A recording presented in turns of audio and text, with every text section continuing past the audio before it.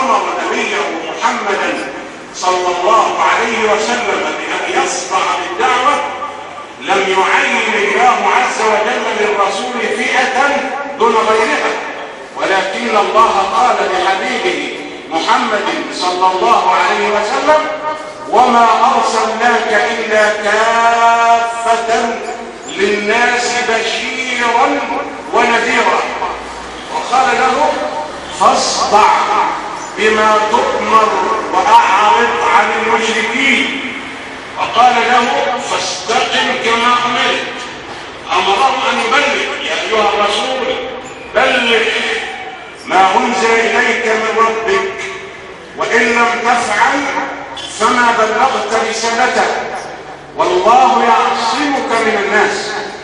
وعلمنا رسول الله صلى الله عليه وسلم منهجا رائعا في الدعوة الإسلامية على ربوع هذه الأرض، وهذا الدرس الرائع يتمثل في خطى النبي صلى الله عليه وسلم حينما دخل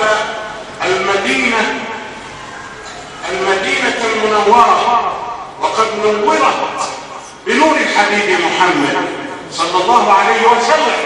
وكما تعلمون جميعا أن الكل خرج ليستقبل الحبيب محمد. يا هناءتهم، يا فرحتهم، يا كرامتهم أنهم شاهدوا أنوار الحبيب محمد. أسأل الله أن يجمعنا به يوم القيامة يا رب العالمين.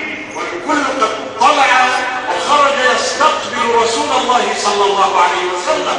طلع البدر علينا من ثنيات الوداع، وجب الشكر علينا ما دعا لله داع. أيها المبعوث فينا، جئت بالأمر المطاع، جئت شرفت المدينة، مرحبا يا خير داع.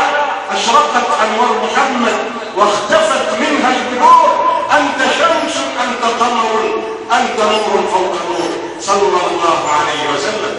وخرجت القبائل المتناحرة